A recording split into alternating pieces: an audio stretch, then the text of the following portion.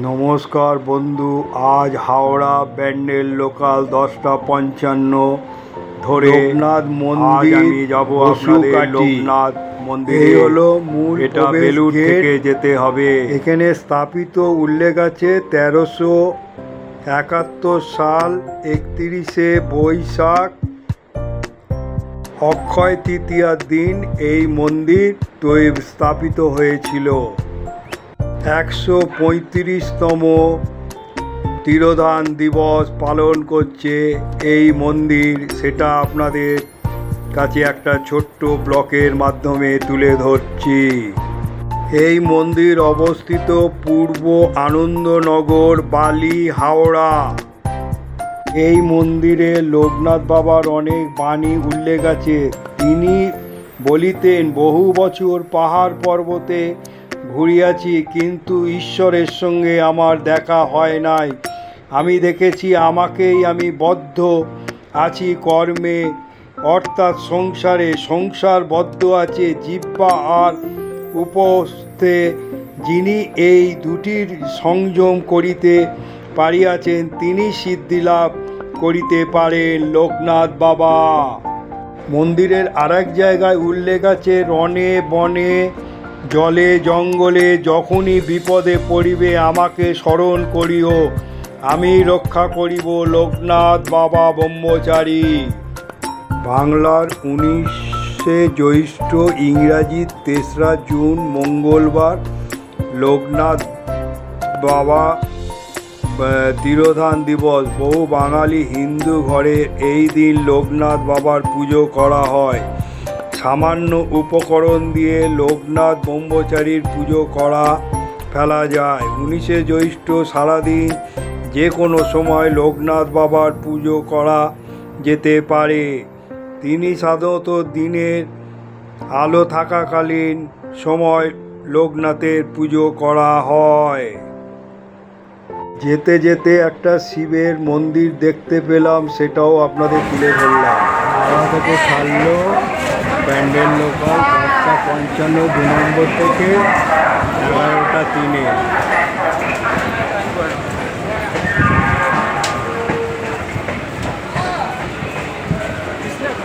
লোকনাথ ব্রহ্মচারীর জন্ম 31শে আগস্ট 1730, মৃত্যু 3রা জুন 1890। ছিলেন একজন হিন্দু সিদ্ধপুরুষ। তিনি বাবা লোকনাথ নামে পরিচিত। হিন্দু ধর্ম অনুসারে নিকট লোকনাথ ব্রহ্মচারী অত্যন্ত পূজনীয় ব্যক্তিত্ব। তিনি দেহত্যাগের পূর্ব পর্যন্ত বাংলাদেশের নারায়ণগঞ্জের সোনারগাঁও এর বারাদি আশ্রমে অবস্থান করিয়েছিলেন। বাবা লোকনাথ ব্রহ্মচারীর আশ্রম নারায়ণগঞ্জ জেলার সোনারগাঁও উপজেলার বারাদিতে অবস্থিত একটি গুরুত্বপূর্ণ হিন্দু তীর্থভূমি। বাঙালিদের কাছে জনপ্রিয় তীর্থস্থান। বেলুড় থেকে আজকে নিয়ে যাব আপনাদের 5 নম্বর হয়ে অটো করে লোকনাথ বাবার মন্দির। হলো বেলুড় স্টেশনের 5 নম্বর, ওই দিক দিয়ে বেরিয়ে আপনাদের নিয়ে যাব। বেলুড় স্টেশনে বেরোবার মুখেই এই রাধাকৃষ্ণর মন্দিরটি হচ্ছে সাপুইপাড়া বালিতে। সেইটা আপনাদের কাছে খুব সুন্দর মন্দির, সেটা তুলে ধরলাম। দেখুন কত সুন্দর এই রাধাকৃষ্ণের মন্দির। নিতাই গৌর বিরাজ করছে এই বিগ্রহে, দর্শন করুন। তারপর আবার বেলুড়ের স্টেশনের বেরোবার পর মা কালী আর গ্রহরাজ এই মন্দিরে বিরাজ করছে। তারপর অটো স্ট্যান্ড। এই অটো করে আজ আমি নিয়ে যাব লোকনাথ নগর। হচ্ছে পাল যিনি হাউস, ওইখানে যে আছে এই লোকালে নামবেন, এইখানে অটো নামিয়ে দেবে, দিয়ে নিয়ে যাব আপনাদের লোকনাথ বাবার মন্দিরে। চলুন, লোকনাথ মন্দির রোড ধরে যেতে হবে, সোজা বাড়াবো। এই রাস্তা ধরে লোকনাথ মন্দির বাসুকাঠি মন্দিরে চলে এলাম। এরপর এই রাস্তা ধরে যেতে হবে মন্দিরে। এই মন্দির অবস্থিত পূর্ব আনন্দনগর, বালি, হাওড়ায়। এই হলো এই মন্দির, 61 বছরের পুরনো মন্দির। এইখানে আপনাদের আজকে তিরোধান দিবস পালন করছে, সেটা আপনাদের কাছে তুলে ধরব। মূল মন্দিরের প্রবেশ পথ দিয়ে চলুন, নিয়ে যাচ্ছি। দেখুন মন্দিরের দুই ধারে বহুত পুরনো মন্দির। আজ থেকে 61 বছর আগে এই মন্দির গড়ে উঠেছে কত সুন্দরভাবে। দেখুন চূড়া বিশিষ্ট এই মন্দির, একচালা চূড়া বিশিষ্ট মন্দির। এখানে আরও অনেক মন্দির আছে, এখানে জঙ্গলের জন্য আমি সেগুলো আপনাদের কাছে নিয়ে যেতে পারিনি। চলুন এই মন্দিরে, এই হচ্ছে মন্দিরে পুজো চলছে। দেখুন কত সুন্দরভাবে আজ তিরোধান দিবস এই পুরনো মন্দিরে সাজিয়ে তুলেছে। সেটা একটা ছোট্ট ব্লকের মাধ্যমে আপনাদের দর্শন করাবো। লোকনাথ বাবার বাল্যজীবন, শ্রীকৃষ্ণের জন্মতিথি অষ্টমীতে 1730 খ্রিস্টাব্দে 31শে আগস্ট, আর 18ই ভাদ্র 1137 বঙ্গাব্দ কলকাতা থেকে কিছু দূরে বর্তমান মানে অনেক দিন থেকে ওনার সঙ্গে পরিচয়। মানে এই যে জেঠুর যে বয়স, মানে আজকের না, মানে আমরা জেঠুকে এই পাকা চুল অবস্থায় দেখছি, মানে অনেক ভয় চালাচ্ছে। মানে এই বয়সেও জেঠু যেভাবে পুজো আর্চা করছে, মানে আমাদের পক্ষে তো সম্ভবই না। জেঠু একাই কিন্তু এই আগে আরো সুন্দর ছিল, কিন্তু এখন এই জেঠুর পক্ষে এত মেনটেন করা বয়স তো বয়স হয়ে গেছে না। আর ইনি তো বলছে 96 সাল। আমি 96 সালে যখন এখানে এসেছি, আমার বাড়ি বনগাঁ, উত্তর 24 পরগনা। ভীষণ ভালো লাগতো, মানে এত সুন্দর লাগবে মন্দিরটা। তা আমি এসে দেখে আমি একটা মনে মনে মনস্কামনা করেছিলাম, করার পরে আমার সেই মনস্কামনা পূর্ণ হয়ে গেছে। যাওয়ার পরে তখন আমি বললাম, বাবা আমার যদি মনস্কামনা পূর্ণ হয় আমি আবার তোমার ধামে আসবো। এইবার যাই হোক আমার পূর্ণ হয়ে গেছে। আমি তারপরে বাবার কাছে আবার এসেছি। এখন এখানে আমার পিসির বাড়ি ষষ্ঠী খেতে এসেছিলাম, হঠাৎ আমার মনে পড়লো যে বাবা এখানে আছে। কিন্তু এসে আমার একটু দুঃখ লাগলো, মানে এই পরিবেশটা দেখে, মানে তখনকার পরিবেশটা। কিন্তু বাবা ঠিকই আছে, বাবা জাগ্রত, বাবা ঠিক আছে। আমার দু চোখ বেয়ে জল এসে গেছিল। খড়গপুর থেকে এসছি আমি, খড়গপুর থেকে। এটা তো নামই হয়ে গেছে লোকনাথ নগর। ঠিক আছে, আপনাদের বলার জন্য ধন্যবাদ। লোকনাথ বাবার জন্মস্থান নিয়ে শিষ্যদের ভেতর বিতর্ক আছে। নিত্যগোপাল শাহ এ বিষয়ে হাইকোর্টে মামলা করেন। রায় অনুযায়ী তার জন্মস্থান কচুয়া বলে চিহ্নিত হয়। তার পিতার নাম রামনারায়ণ ঘোষাল এবং মা শ্রীমতী কমলা দেবী। তিনি ছিলেন তার বাবা মায়ের চতুর্থ পুত্র। পিতা রামনারায়ণ ঘোষাল ছিলেন ধর্মপরায়ণ ব্যক্তি এবং গুপ্ত শাসক। 8টা থেকে 12টা আর সন্ধেবেলা 7:30।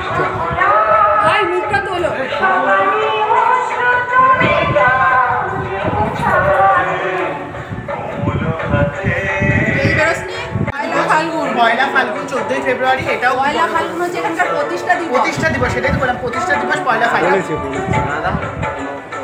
প্রতিষ্ঠা দিবস, তিরোধান দিবস আর জন্মাষ্টমী পালন হয় এই মন্দিরে। এই বুকে লোকনাথ বাবা পদ্মের ওপরে বসে আছে, খুবই খ্যাত। দেখুন আগে এখানে আরও বড় করে উৎসব হতো, কোনো কারণবশত হয়তো সেটা এখানে দুখানা লোকনাথের চিত্র ফুটিয়ে তুলেছে। আর কত সুন্দরভাবে গড়ে উঠেছে এখানে এই মন্দির।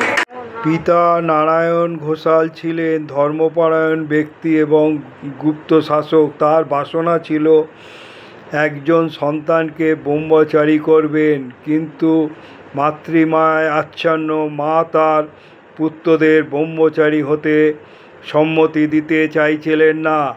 শেষে চতুর্থ সন্তান লোকনাথের জন্ম হলেন। মাতা কমলা দেবী নিজে হাতেই ব্রহ্মচারী হওয়ার সম্মতি দেন।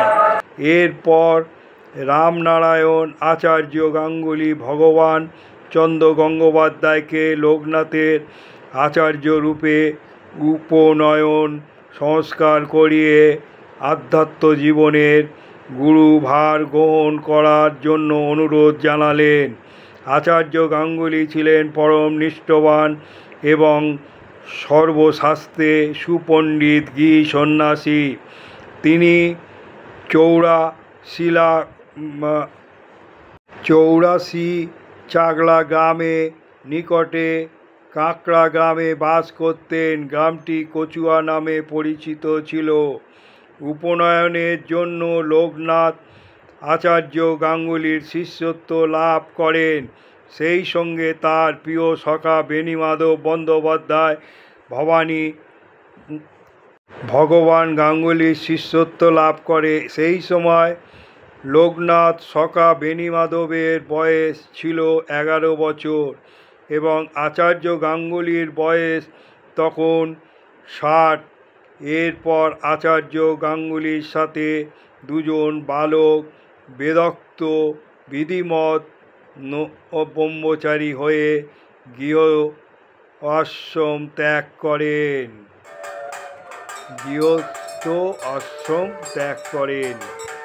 গৃহত্যাগের পর বাংলার 1148 সাল, ইংরাজি 1741, আচার্য গাঙ্গুলি তাদের নিয়ে আসেন কালীঘাটের শক্তিপীঠে। 51 শক্তিপীঠের অন্যতম মহাপীঠ কালীঘাট। তৎকালীন কালীঘাট ছিল ঘন জঙ্গলময়। কালীঘাটে আসার পর বাল্য ব্রহ্মচারীদ্বয় আচার্যকে সাধন ভোজন শিক্ষা দেওয়ার কথা বলেন। সাধন ভোজনের জন্য নির্জন স্থানের উদ্দেশ্য তারা কালীঘাট ত্যাগ করেন।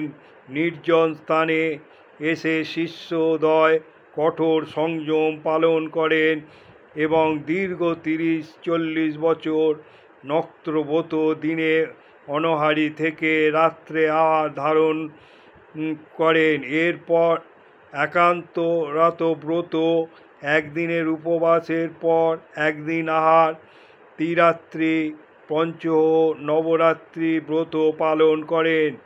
আচার্য গাঙ্গুলি তাদের ধ্যান ও যোগ শিক্ষা দেন।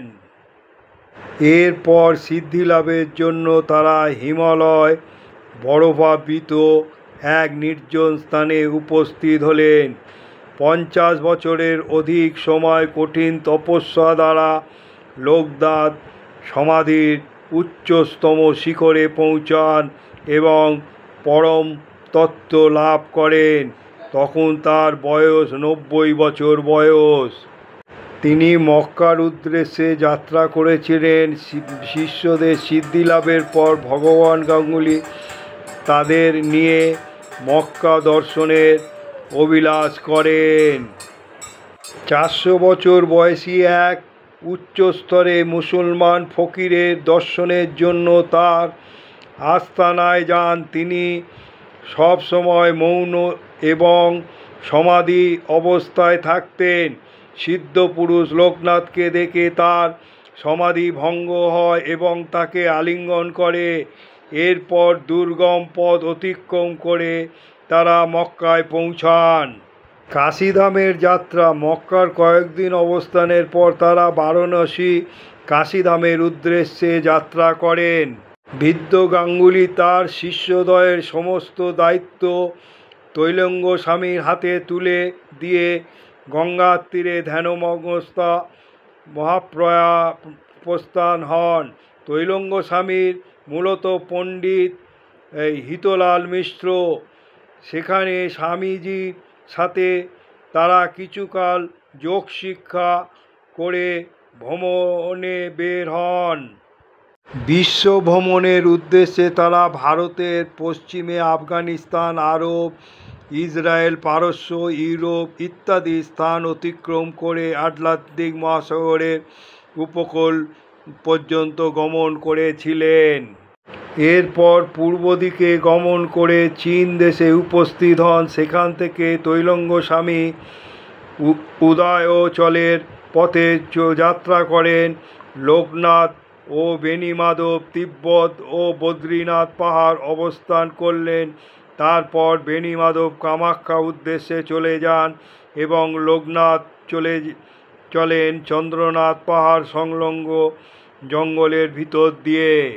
বারুদ্দির জমিদার তাকে নিয়ে আসেন জমিদার বাড়িতে। জমিদার তাকে ছাওয়াল বাগিনী নদীর তীরে একটা নিষ্কর শ্মশানে আশ্রম প্রতিষ্ঠা করে দেন। দীর্ঘ ২৬ বছর তিনি সেখানে অবস্থান করেন। সেই সময় থেকে বারদি ব্রহ্মচারী হিসাবে লোকনাথ পরিচিত পান। এরপর ১৯শে জ্যৈষ্ঠ ১২৯৭ বঙ্গাব্দ এক ঐশ্বর্যতম দিনে ১১টা ৪৫ বাংলাদেশের নারায়ণগঞ্জের সোনারগাঁয়ের বারদি আশ্রমে সমাধি মগ্ন হন। এই সময় তার বয়স ছিল ১৬০ বছর। আজ আপনাদের পূর্ব আনন্দনগর, বালি, হাওড়ায় লোকনাথ নগরে লোকনাথ মন্দিরে বসুকাঠিতে এনে এই মন্দির দর্শন করালাম। এখানের যে ভোগ আরতি হচ্ছে সেটাও আপনাদের কাছে তুলে ধরলাম। ১৩৫তম লোকনাথ বাবার তিরোধান দিবস পালন দেখালাম। দেখাবার পর বন্ধু, আশা করি এই ব্লগটি দেখে আপনাদের যদি ভালো লেগে মনে করেন তাহলে একটা লাইক ও যত শেয়ার করবেন, পশ্চিমবঙ্গে কত মন্দির আছে লোকে জানতে পারবে। আর বলবো যে যারা এখনও সাবস্ক্রাইব করেননি, সাবস্ক্রাইব করলে অল বোতামটা টিপে দেবেন। আমি যখনই কোনো ব্লগ বানাবো আপনারা পেয়ে যাবেন। এখানে ভোগ আরতি চলছে, সেটাও দেখুন এই মন্দিরে। আর বলবো যে আপনারা ভালো থাকুন, সুস্থ থাকুন। জয় বাবা লোকনাথ বলে জয় বাবা শিব মহাদেবেরও মন্দির দর্শন করুন। এই হাওড়ার বালি এলাকার কত সুন্দরভাবে এই মন্দির গড়ে উঠেছে স্টেশনের পাশে।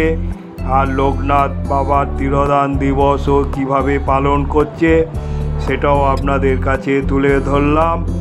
লাইক, শেয়ার ও সাবস্ক্রাইব করে পাশে থাকবেন। জয় বাবা লোকনাথ, জয় বাবা লোকনাথ।